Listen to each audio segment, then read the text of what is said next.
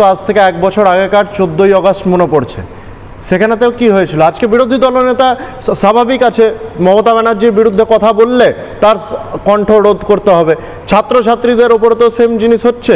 আর আরজি করে তো আমরা কি দেখেছিলাম 14 তারিখ রাত্রিবেলাতে, সেখানেও তো অনেক মুখ দেখা গেছিল, সেই মুখের পেছনে কারা মুখোশ ছিল সেগুলো দেখা গেছিল। আর আজকে সত্যিই তো সনাতনের বিরুদ্ধে বিশাল ভয় মমতা ব্যানার্জি।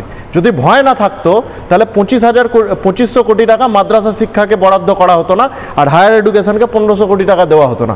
1000 কোটি টাকার ডিফারেন্স দিয়ে মাদ্রাসাগুলোকে এই যে রোহিঙ্গাদেরকে আনিয়ে মডেলটা আপনাকে বুঝতে হবে। এখান থেকে বর্ডার পার থেকে রোহিঙ্গারা আসবে, মাদ্রাসাতে থাকবে, ওখানে শিক্ষা নেবে, ওখানেতে মানে ফুলে ফেপে বড় হয় এবং রেকি করবে, এলাকার রেকি করবে। হ্যাঁ, গুলশান কলোনি থেকে নারকেলডাঙ্গা এরকম বিভিন্ন জায়গাতে যাবে। কুম্ভ মেলাতে এবারেতে 3.3 CR এতজন মানুষ পশ্চিমবাংলা থেকে গেছে। তৃণমূলের অর্ধেক লোক চান করে, এই তো ওইটাই তো ব্যাপার হচ্ছে। এখন কে তৃণমূল থেকে কোন দিকে কার মতিভ্রম হয়ে যায়। তো মমতা ব্যানার্জি স্বাভাবিক আছে, ভয় লাগছে। এখন মমতা ব্যানার্জি ভাবছেন, বলছো তাই জন্য গুন্ডা ব্যবহার, অবশ্যই এই জন্য ভাবছেন যে বিরোধী দলনেতার উপরে যদি অ্যাটাক করা যায়, যদি হিন্দুরা ভয় টয় পেয়ে যায় আর কি। কিন্তু পরিষ্কার বুঝে নিতে হবে মমতা ব্যানার্জিকে যে হিন্দুরা আর মানে ঘুমিয়ে যে ছিল 21-তে 19-তে, সে ঘুমিয়ে আর নেই। হিন্দুদের ঘুম ভেঙে গেছে।